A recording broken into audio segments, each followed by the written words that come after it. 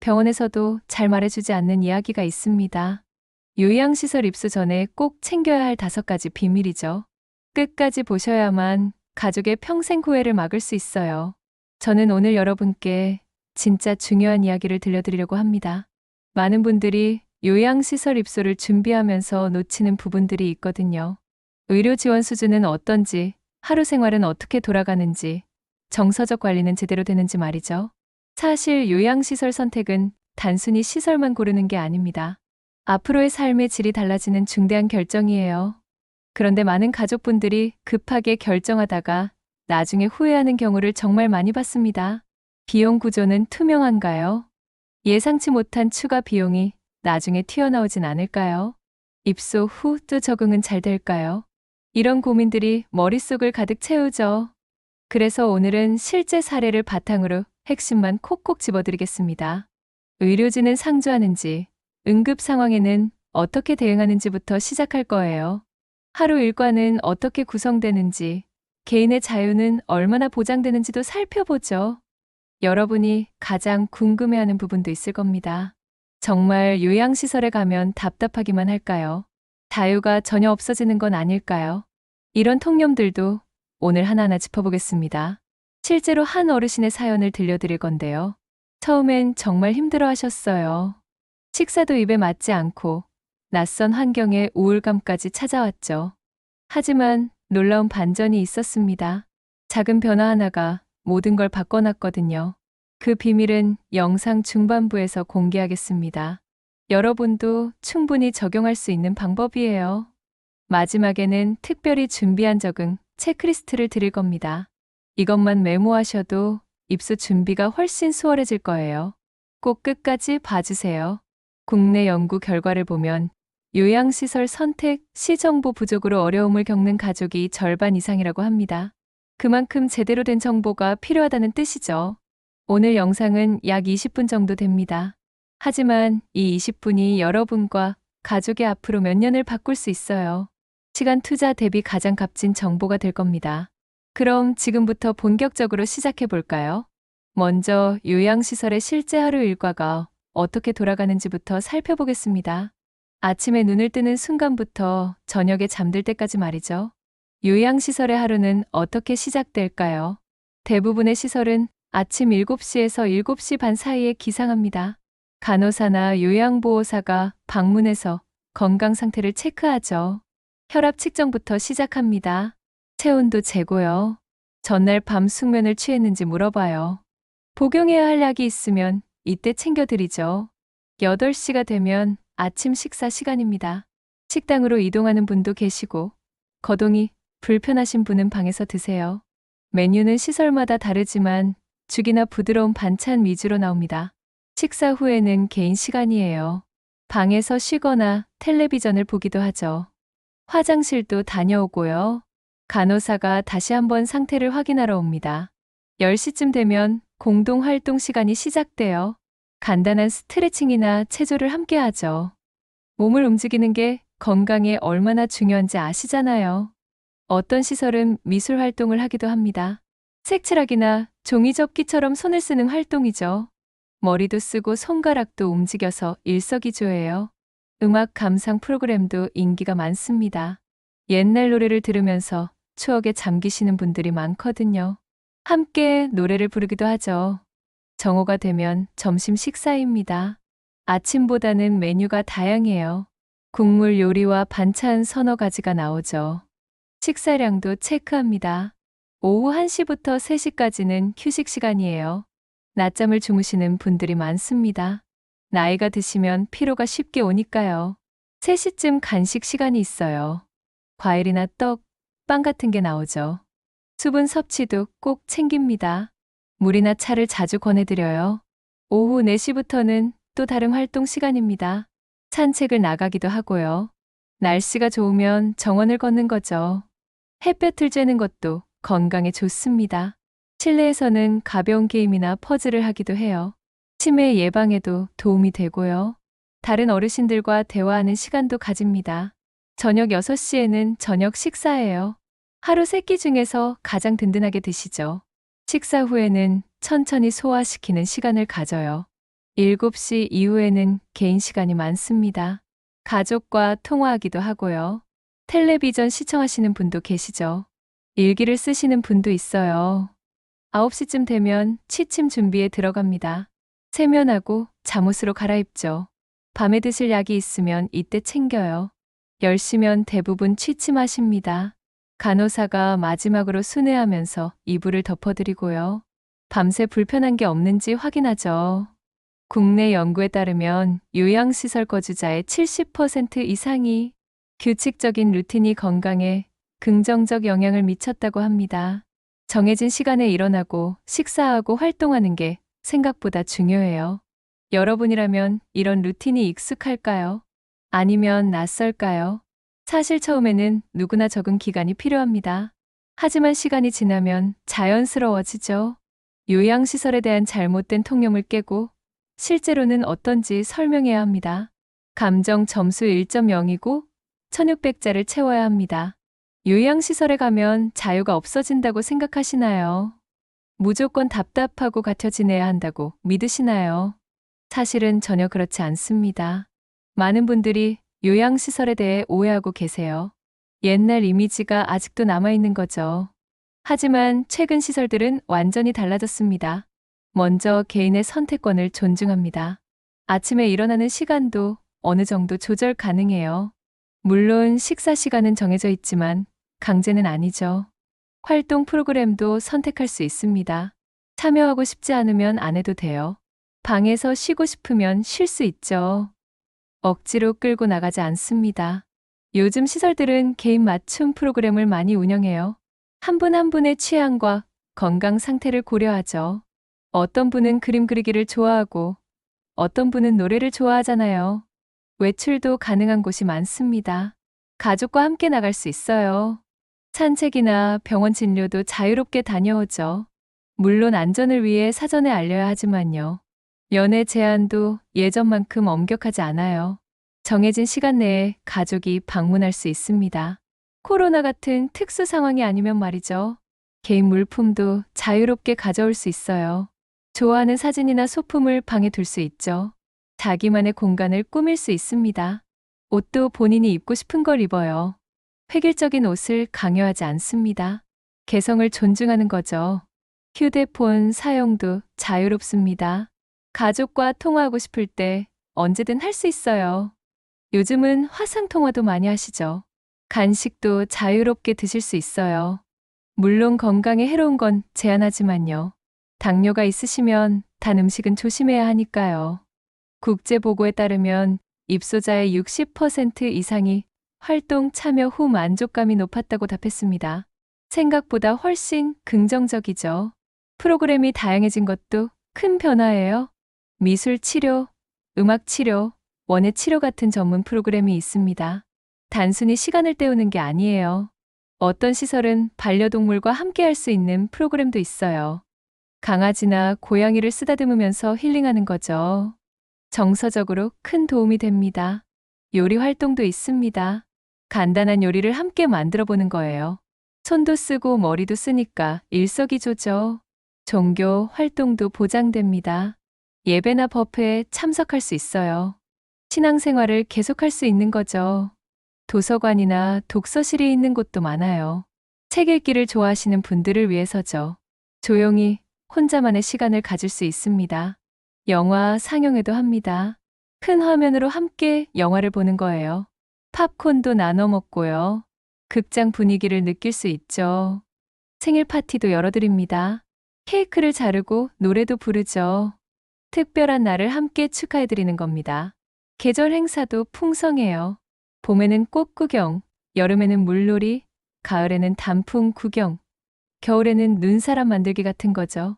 물론 모든 시설이 다 이렇진 않습니다. 시설마다 차이가 있어요. 그래서 직접 방문해서 확인하는 게 중요하죠. 하지만 분명한 건 예전과는 완전히 달라졌다는 겁니다. 요양시설도 이제 삶의 질을 중시하는 시대예요. 단순히 생존만 돕는 게 아니라 행복을 추구하죠. 그러니 너무 걱정하지 마세요. 좋은 시설을 찾으면 충분히 만족스러운 생활을 할 수 있습니다. 통념에 갇히지 말고 열린 마음으로 알아보세요. 이제 실제 사례를 하나 들려드리겠습니다. 김순자 할머니라고 부를게요. 78세이신 분이었죠. 할머니는 아들 내외와 살다가 요양시설에 입소하셨어요. 건강이 많이 안 좋아지셔서 집에서 돌보기가 힘들었거든요. 가족들도 고민 끝에 결정한 거였죠. 처음 시설에 도착하신 날을 기억하세요. 낯선 방, 낯선 사람들, 낯선 냄새까지 모든 게 어색했습니다. 첫 식사 시간이 가장 힘들었어요. 메뉴가 입에 안 맞았거든요. 평생 먹던 음식과 달랐죠. 간도 싱겁고 질감도 이상했습니다. 할머니는 밥을 거의 못 드셨어요. 먹고 싶지 않았거든요. 식사를 거르는 날이 많아졌죠. 체중도 점점 줄어들었습니다. 밤에는 잠도 안 왔어요. 집 침대가 그리웠죠. 베개도 달랐고요. 주변이 너무 조용해서 오히려 더 잠이 안 왔습니다. 다른 어르신들과도 잘 어울리지 못했어요. 말이 잘 안 통했거든요. 사투리도 다르고 듣기도 어려웠죠. 직원들은 친절했지만 그게 더 서러웠습니다. 가족이 아니잖아요. 아무리 잘해줘도 자식만 못하죠. 할머니는 가슴에 돌덩이가 얹힌 듯 답답했다고 하셨어요. 숨 쉬기도 힘들었죠. 울고 싶었지만 울 수도 없었습니다. 아들이 면회 왔다 가면 더 외로웠어요. 같이 가고 싶었거든요. 집으로 돌아가고 싶었죠. 하지만 말은 못했습니다. 전화로 며느리한테 집에 가고 싶다고 했어요. 며느리는 조금만 참으라고 했죠. 적응하면 괜찮아질 거라고. 하지만 할머니는 믿지 못했습니다. 방에만 계시는 시간이 많아졌어요. 활동 프로그램도 참여 안 하셨죠. 그냥 누워 계시기만 했습니다. 우울감이 심해졌어요. 아무것도 하기 싫었거든요. 말수도 줄어들었죠. 간호사가 물어봐도 대답을 안 하셨습니다. 손주들 얼굴도 보고 싶었어요. 영상통화를 해도 뭔가 허전했죠. 직접 안아주고 싶었는데 그럴 수 없었습니다. 자존감도 떨어졌어요. 화장실도 혼자 못 가고 도움을 받아야 했거든요. 평생 남한테 신세 안 지고 살았는데 말이죠. 식사 때도 요양보호사가 옆에서 도와줘야 했어요. 손이 떨려서 혼자 못 먹었거든요. 그게 너무 창피했습니다. 목욕도 문제였어요. 다른 사람 손을 빌려야 했죠. 몸을 남한테 보이는 게 싫었습니다. 그래서 목욕을 거부하기도 했어요. 사생활도 없었어요. 방을 다른 분과 같이 써야 했거든요. 룸메이트랑 사이가 안 좋았죠. 텔레비전 소리로 다투기도 했습니다. 국내 조사에 따르면 요양시설 거주자의 약 30%가 초기 적응에 어려움을 겪습니다. 할머니도 그중 한 분이셨던 거죠. 가족들도 마음이 편치 않았어요. 할머니가 힘들어 하시는 걸 알았거든요. 하지만 어쩔 수 없었죠. 집에서 돌볼 형편이 안 됐으니까요. 며느리는 죄책감에 시달렸습니다. 시어머니를 버린 것 같았거든요. 밤에 잠도 못 잤어요. 아들은 회사에서도 집중이 안 됐어요. 어머니 생각만 났죠. 퇴근하고 면회 가는 게 전부였습니다. 손주들도 할머니가 보고 싶다고 했어요. 왜 집에 안 계시냐고 물었죠. 어른들은 대답하기 어려웠습니다. 이렇게 2달이 지났어요. 할머니는 점점 더 쇠약해졌죠. 이대로 가면 안 되겠다 싶었습니다. 그런데 어느 날 변화가 시작됐습니다. 담당 간호사 박미영 씨가 할머니를 유심히 관찰했거든요. 박 간호사는 할머니에게 특별히 관심을 가졌어요. 왜 식사를 안 하시는지, 왜 활동에 참여 안 하시는지 물어봤죠. 할머니는 처음엔 말씀을 안 하셨어요. 하지만 박 간호사가 계속 다정하게 다가오니까 마음이 열렸습니다. 집에서 먹던 음식이 그립다고 하셨어요. 며느리가 해주던 된장찌개가 먹고 싶다고 했죠. 박 간호사는 주방장에게 부탁했어요. 할머니 입맛에 맞는 음식을 좀 만들어 달라고요. 간도 좀 세게 해달라고 했죠. 다음 날부터 할머니 식단이 달라졌어요. 된장찌개가 나왔죠. 할머니는 처음으로 밥을 다 드셨습니다. 식사가 해결되니까 기분이 나아졌어요. 몸에도 힘이 생겼죠. 조금씩 웃음이 돌아왔습니다. 박 간호사는 또 다른 제안을 했어요. 매일 아침 10분만 산책하자고요. 그냥 정원을 한 바퀴만 돌자고 했죠. 할머니는 귀찮아 하셨어요. 하지만 박 간호사가 함께 걷겠다고 했죠. 할머니는 마지못해 따라 나섰습니다. 첫날은 힘들었어요. 다리도 아프고 숨도 찼죠. 하지만 박 간호사가 천천히 맞춰줬습니다. 이틀째는 조금 나았어요. 셋째 날은 더 편해졌죠. 일주일 지나니까 산책이 기다려졌습니다. 아침 햇살을 받으며 걷는 게 상쾌했어요. 정원 꽃들도 예쁘더라고요. 새소리도 들렸습니다. 다른 어르신도 산책에 합류했어요. 이웃방에 계신 이 할머니였죠. 둘이 함께 걸으며 이야기를 나눴습니다. 의외로 통하는 게 많았어요. 고향도 가까웠고요. 나이도 비슷했죠. 자식 얘기, 손주 얘기를 하며 친해졌습니다. 이 할머니가 미술 프로그램에 함께 가자고 했어요. 처음엔 망설였죠. 하지만 친구 따라 강남 간다고 따라갔습니다. 미술 시간에 색칠하기를 했어요. 할머니는 꽃 그림을 골랐죠. 색연필로 천천히 칠하기 시작했습니다. 신기하게도 집중이 됐어요. 다른 생각이 안 났죠. 오로지 그림에만 몰입했습니다. 1시간이 훌쩍 지나갔어요. 그림이 완성됐죠. 선생님이 잘했다고 칭찬했습니다. 완성된 그림을 방에 걸었어요. 볼 때마다 뿌듯했죠. 다음 미술 시간이 기다려졌습니다. 가족들도 변화를 알아챘어요. 아들이 면회 왔을 때 할머니가 밝아진 걸 봤거든요. 미술 시간 이야기를 신나게 하셨습니다. 며느리는 안심했어요. 시어머니가 적응하고 계신다는 걸 알았죠. 죄책감도 조금 덜어졌습니다. 손주들과 화상 통화를 할 때도 달랐어요. 자기가 그린 그림을 보여주셨거든요. 손주들이 예쁘다고 했죠. 할머니는 이제 활동 프로그램에 적극적으로 참여하세요. 노래방 시간도 좋아하시고요. 체조도 빠지지 않으세요. 식사도 잘하십니다. 체중도 다시 늘었어요. 얼굴에 생기가 돌죠. 밤에 잠도 잘 주무세요. 피곤해서 그런가 봐요. 활동을 많이 하니까 말이죠. 다른 어르신들과도 친해졌어요. 이제 친구가 여러 생겼습니다. 식사 시간에 같이 앉아서 수다를 떨어요. 박 간호사에게 정말 고맙다고 하셨어요. 박 간호사가 없었으면 어떻게 됐을지 모르겠다고요. 의외로 작은 변화가 큰 반전을 만들었습니다. 매일 10분 산책, 맞춤 식단, 미술 활동. 이것들이 할머니를 바꿔놨어요. 물론 여전히 집이 그립긴 해요. 하지만 이제는 견딜만 하죠.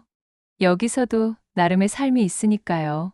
의료 지원 수준 확인과 생활 루틴 미리 경험하기입니다. 1600자를 채워야 합니다. 이제 본격적으로 실용적인 팁을 알려드리겠습니다. 요양시설 선택할 때 꼭 체크해야 할 부분들이죠. 첫 번째 팁은 시설의 의료 지원 수준을 반드시 확인하라는 겁니다. 이게 가장 중요해요.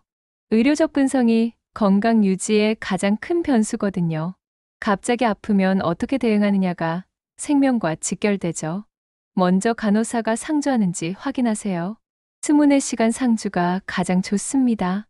밤에 응급 상황이 생길 수도 있으니까요. 간호사가 몇 명인지도 물어보세요.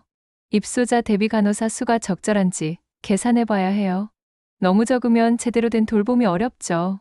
응급, 이송 체계도 중요합니다. 119와 연계가 잘 되는지, 가까운 병원은 어딘지 확인하세요. 협력 병원이 있는지도 물어보세요. 정기 검진이나 진료를 어디서 받는지 말이죠. 병원까지 거리도 체크해야 해요. 의사 왕진 서비스가 있는지도 확인하세요. 매주 또는 매달 의사가 방문하는 시설도 있거든요. 약 관리는 어떻게 하는지도 중요합니다. 복용 시간을 정확히 지키는지, 누가 관리하는지 물어보세요. 실제 사례를 하나 들어볼게요. 이 할아버지는 낙상 사고를 당하셨어요. 화장실 가다가 넘어지셨죠. 다행히 간호사가 상주하는 시설이었어요. 즉시 응급 처치를 받으셨죠. 119도 빨리 불렀습니다.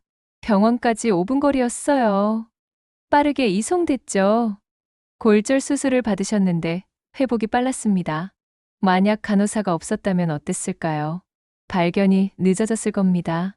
골든타임을 놓쳤을 수도 있죠. 의료진이 상주하는 시설은 이런 차이를 만들어요. 생명을 구할 수도 있습니다. 두 번째 팁은 생활 루틴을 미리 경험해 보라는 겁니다. 체험 프로그램을 활용하세요. 규칙적인 루틴이 건강과 기분에 긍정적 영향을 준다는 건 이미 말씀드렸죠. 하지만 본인에게 맞는 루틴인지 확인해야 해요. 요즘 많은 시설이 하루 체험 프로그램을 운영합니다. 실제로 하루를 보내보는 거죠.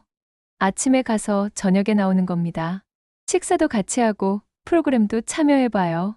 밤에 자고 가는 것도 가능한 곳이 있어요. 체험하면서 여러 가지를 확인할 수 있어요.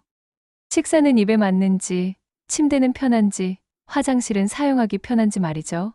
가장 중요한 건 기상 시간입니다. 평소보다 너무 이르면 힘들 수 있거든요. 늦잠 자는 습관이 있으면 특히 그렇죠. 활동 프로그램도 직접 참여해 보세요. 재미있는지, 너무 힘들진 않은지 체크해야 해요. 다른 어르신들과도 이야기 나눠보세요. 분위기가 어떤지 느낄 수 있습니다. 잘 어울릴 수 있을지도 가늠해 볼 수 있죠. 직원들의 태도도 관찰하세요. 친절한지, 진심으로 대하는지 보면 알 수 있어요. 실제 사례가 있습니다. 한 할아버지는 체험 프로그램에 참여했다가 포기하셨어요. 아침 기상 시간이 너무 이르셨거든요. 평소 9시에 일어나시는데 시설은 7시 기상이었죠. 2시간 차이가 너무 컸어요. 몸이 적응 못할 것 같다고 하셨습니다.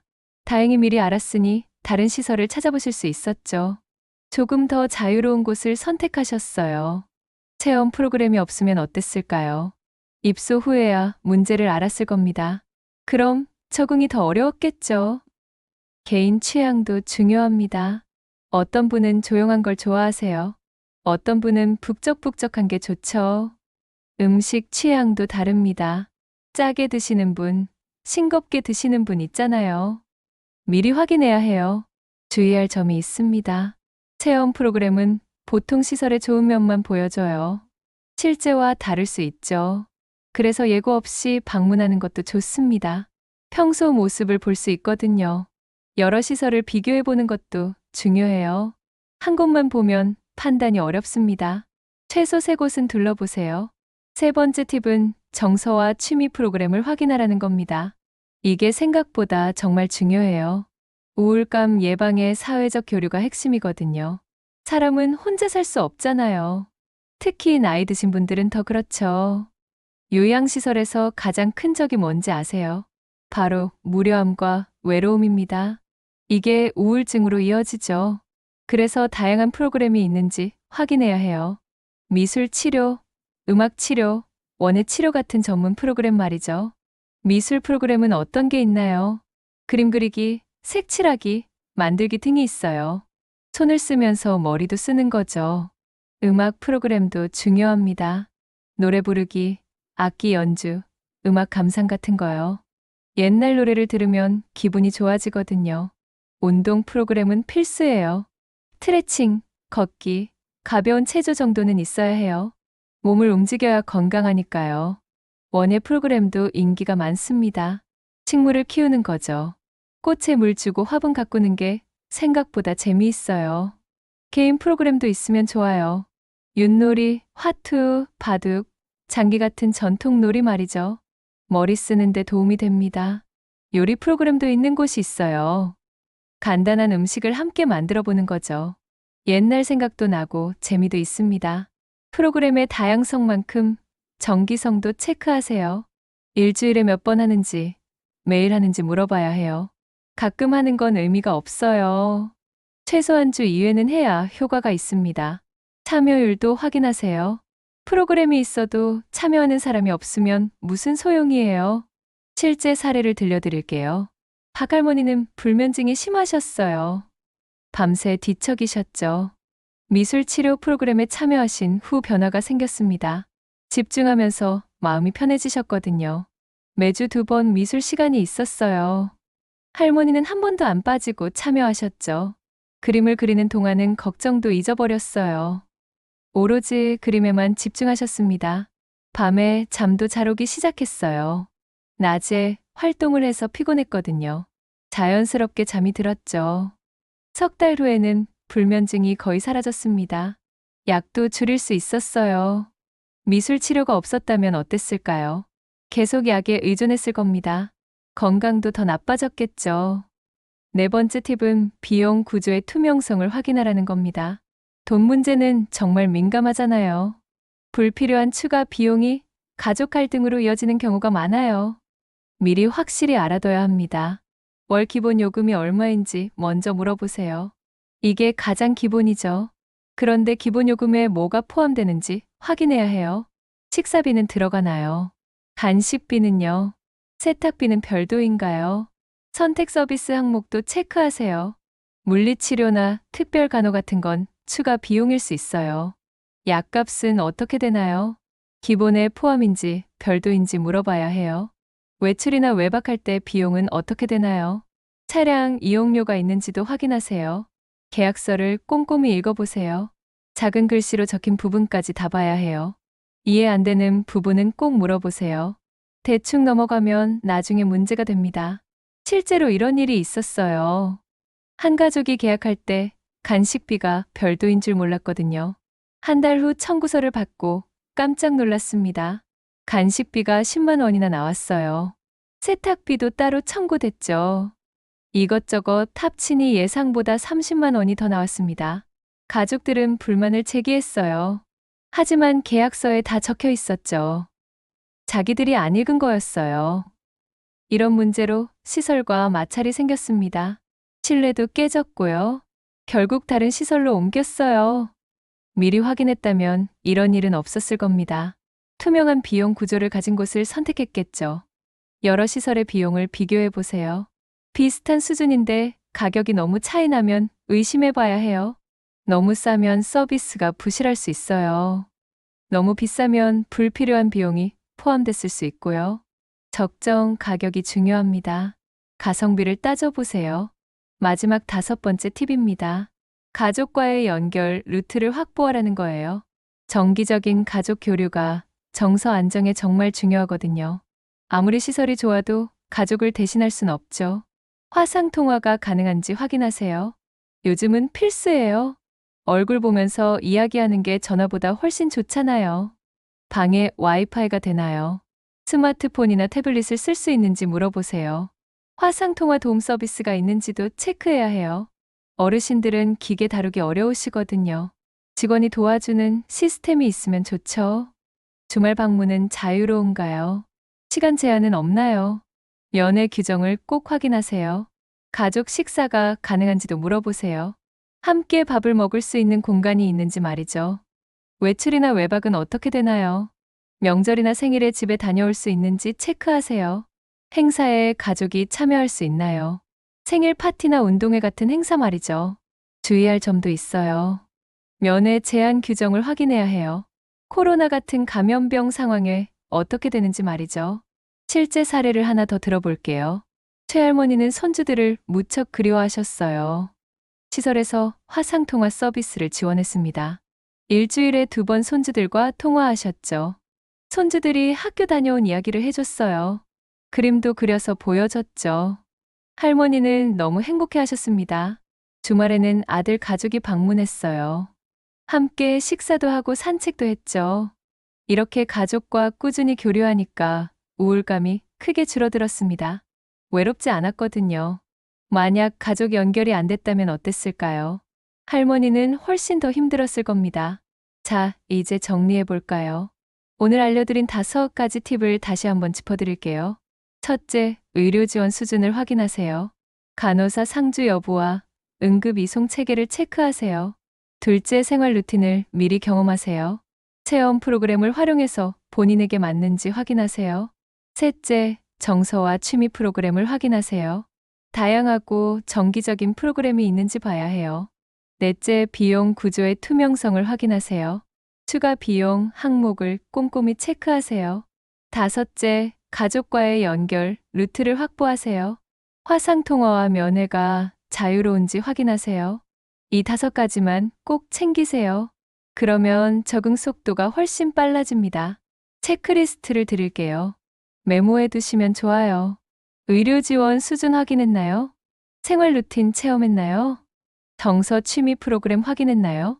비용 구조 투명성 확인했나요? 가족 연결 루트 확보했나요? 5개 항목 모두 체크하세요. 하나라도 빠지면 나중에 문제가 될 수 있어요. 물론 완벽한 시설은 없습니다. 어느 정도 타협은 필요해요. 하지만 이 5가지는 타협하면 안 돼요. 기본 중에 기본이거든요. 개인차가 있다는 것도 말씀드립니다. 누군가에게 좋은 시설이 다른 분에겐 안 맞을 수 있어요. 그래서 직접 확인하는 게 중요한 겁니다. 발품을 팔아야 해요. 상황에 따라 전문의 상담도 필요합니다. 건강 상태가 복잡하면 의사와 상의하세요. 사회복지사의 도움도 받을 수 있어요. 지역 주민센터에 문의하시면 안내받을 수 있습니다. 요양시설 입소는 인생의 큰 전환점이에요. 신중하게 준비하세요. 하지만 너무 두려워하지는 마세요. 좋은 시설도 많이 있습니다. 오늘 알려드린 팁들을 잘 활용하시면 분명 좋은 선택을 하실 수 있어요. 여러분과 가족의 행복한 노후를 진심으로 응원합니다. 이 영상이 도움이 되셨다면 구독과 좋아요 눌러주세요. 여러분의 작은 클릭이 누군가의 큰 힘이 됩니다. 주변에 요양시설을 알아보시는 분이 계시다면 이 영상을 공유해주세요. 함께 나누는 정보가 더 가치 있습니다. 댓글로 궁금한 점을 남겨주시면 최대한 답변 드리겠습니다. 여러분의 경험담도 환영해요. 다음 영상에서 더 유익한 정보로 찾아뵙겠습니다. 건강하세요.